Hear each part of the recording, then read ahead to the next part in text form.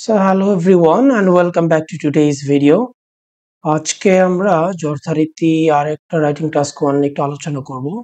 So our first target is to get to understand the question itself.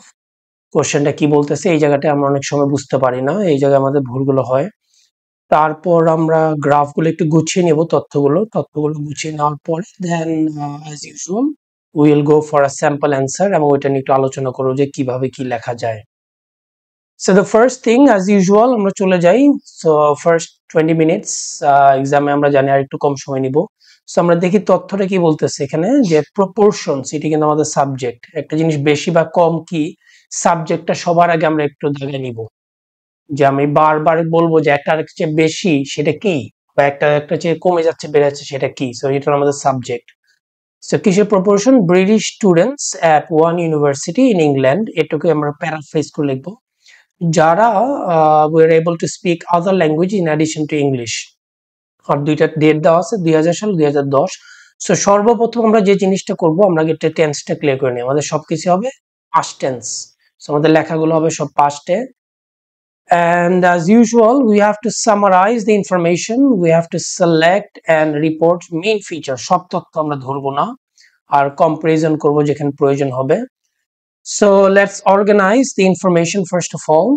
So আমরা যদি দেখি 2000 আর 2010, there are two ways of doing it. একটা হচ্ছে direct change গুলো নিয়ে আলোচনা করা, which is a bit difficult and not in the proper organization. So আমরা যেটা করব, আগে 2000 সাল, এই 2000 সালেরটা আলোচনা আগে করে নিব, তারপর আরেক প্যারাতে যে আমরা 2010 এর চেঞ্জ গুলো নিয়ে আলোচনা করব. So as usual সাবজেক্টে এখানে আবার বলা আছে যে percentage of British students. So এখানে আমরা একটু গুছিয়ে নেই. as we know গোছানোর মধ্যে আমাদের কি বলবো, সবার আগে উল্লেখ করব সবচেয়ে ইম্পর্টেন্ট যেটা, তার মানে সবচেয়ে ইম্পর্টেন্ট মানে সবচেয়ে বেশি যেখানে ভ্যালু আছে. তো স্প্যানিশ অনলি, এটা হলো 30%. সো এটা হলো আমার নাম্বার 1, এটা আমি সবার আগে ব্যাখ্যা দিব. and then follow up যদি দেখি 20% here. so no other languages, এটা হচ্ছে আমাদের 20%. সো এটা নাম্বার 2, যেটা সিগনিফিকেন্ট হাইয়েস্ট বলবো স্প্যানিশ, যে সবচেয়ে বেশি স্প্যানিশ বলতো, আর তারপরে বলবো যে অন্য কোনো ল্যাঙ্গুয়েজ. এখানে কিন্তু আমরা কিন্তু নো আদার ল্যাঙ্গুয়েজ কথাটা বলবো না, বলবো তারা ইংলিশ ছাড়া আর কোনো ল্যাঙ্গুয়েজ পারে না. এরপর আমরা যদি দেখি এই দুইটাই কিন্তু সিগনিফিকেন্ট, 15% ইচ দুইটাই. সো এটা হলো একটু আমাদের এখানে হচ্ছে another language and we have French only, এই দুইটা 15%. তো এগুলো আমাদের 3 নাম্বার ব্যাখ্যায় আসবে. আর তারপরে ফাইনালি আমাদের দেখতে পাচ্ছি এখানে জার্মানও 10 এবং 2 আদার ল্যাঙ্গুয়েজেসও 10. তাহলে এই 10% গুলো আসবে আমার লাস্টে, এটা 4 নাম্বার ব্যাখ্যা. সো আমরা একটু শর্ট করে নিয়ে আসবো, আমাদের কথা যদি বেশি হয়ে যায় তখন আমরা লেখাটা একটু শর্ট করে নিয়ে আসবো. এরপরে আমরা পরেরটায় যখন যাব, এটা একটু আমরা যে কাজটা করব, যেহেতু একই তথ্য ডেটের মধ্যে আছে, এটা একটা কিন্তু টাইম গ্রাফ, তার মানে সময়ের সাথে সাথে পরিবর্তন হচ্ছে. তার মানে টাইম গ্রাফের ব্যাখ্যা কিন্তু আমাদের হয় কি ইনক্রিজ ডিক্রিজ, এই কথাগুলো দিয়ে আমাদের আলোচনা করতে হবে. সো এখানে আমরা যদি প্রথমে আসি, we can say again it is the Spanish only, এটা highest. সো এটা আমাদের চেঞ্জ গুলো একটু আলোচনা করি. স্প্যানিশ অনলি তে আমরা দেখতে পাচ্ছি আগে 30, সো এটা +5%. অ্যানাদার ল্যাঙ্গুয়েজ, এটার ক্ষেত্রে যদি আমরা দেখি আগে ছিল 15, এখন হয়েছে 20. সো অ্যানাদার ল্যাঙ্গুয়েজও +5%. টু আদার ল্যাঙ্গুয়েজেস আমরা যদি দেখি আগে ছিল 10% আর এখন হয়ে গেছে 15. সো এটাও কিন্তু +5, এই তিনটায় বেড়ে গেছে. আর on the other hand no other language, এটা তো কমে গেছে -10%, 20 থেকে আমাদের 10 নেমে আসছে, অ্যান্ড 15 থেকে 10%, তো মানে এটা -5. আর জার্মান অনলিটা আনচেঞ্জড, সো এটা আনচেঞ্জ 0%. সো এই যে আমরা একটু গুছিয়ে নিলাম. তো এখন এটার মধ্যে সবার আগে আমাদের বলা উচিত হাইয়েস্টটা স্প্যানিশ, তারপর হচ্ছে দুইটাই যেহেতু 5% করে বাড়ছে, তাহলে দুইটাকে একসাথে নাম্বার 2. তারপর আমাদের হাউএভার বলবো, হাউএভার বলে নো আদার ল্যাঙ্গুয়েজ, তো এটা হাউএভার দিয়ে কথাটা বলবো, মাথায় রাখি আমরা. আর এখানে হলো it remains same, so the only one which remains same, so remains same. So এইভাবে আমরা একটু গুছিয়ে নেওয়ার পরে এখন আমাদের লেখাটা শুরু করতে হবে. সো আমরা যদি ফার্স্ট প্যারাতে আসি, ফার্স্ট প্যারাতে অ্যাজ ইউজুয়াল প্রথমে আমরা বলবো যে স্প্যানিশের কথা, তারপরে একটা একটা করে আসবো. So going on to the introduction, আমরা একটা লেখার মধ্যে জানি যে আমাদের মেইনলি দুইটা প্যারাগ্রাফ করি, the introductory paragraph and the body paragraph. So introduction আমরা তথ্যটাকে একটু প্যারাফ্রেজ করে লিখবো যে কি দেখাচ্ছে, দ্য প্রপোর্শন না বলে পার্সেন্টেজ বলি, percentage of students of Great Britain অথবা the percentage of British students who studied in one university at a university, তো এগুলো আমাদের প্যারাফ্রেজিং করতে হবে। In England we were able to speak other languages in addition to as well as English বলে দিতে পারি আমরা এখানে as well as।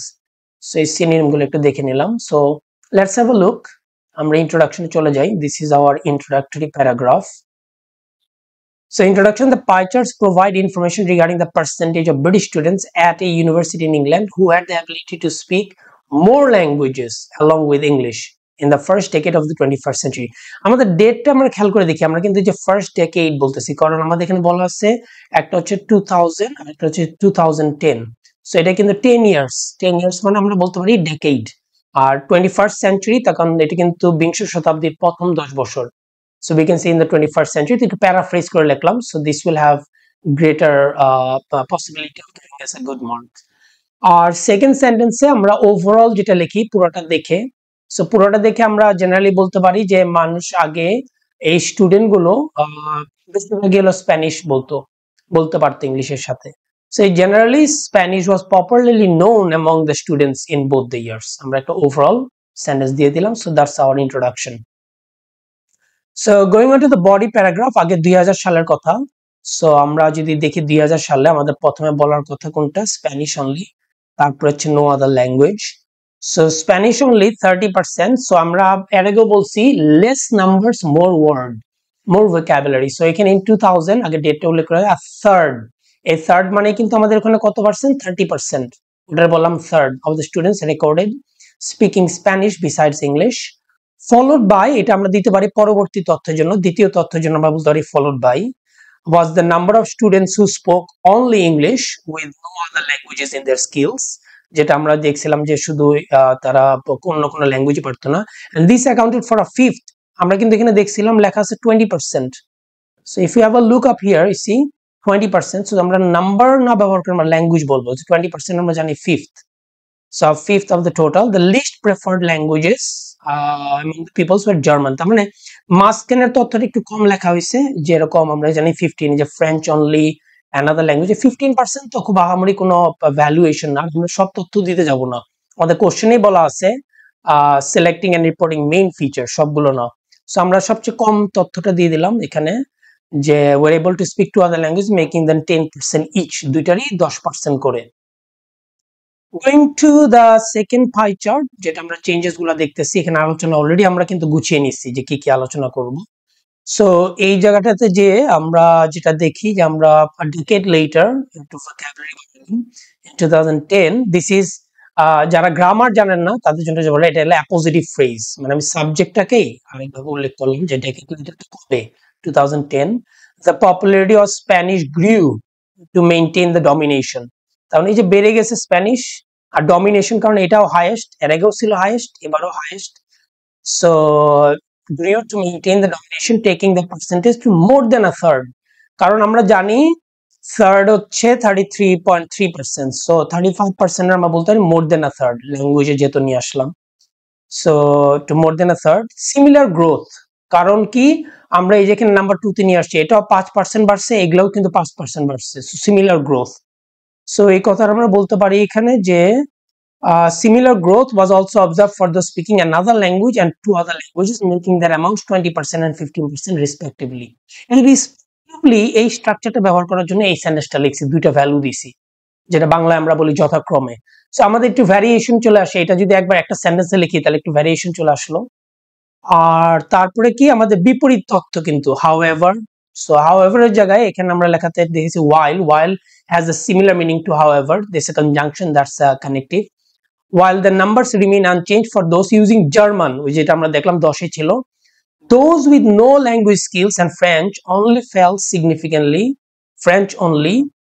significantly to 10% each, দুইটা 10% পৌঁছেছে। so this is the writing which is approximately like 175 to 180 words, which is more than enough, এই word থাকলে আমাদের লেখা যথেষ্ট। so this is how you can write it, and I hope this writing will help you out in the near future. Thank you very much.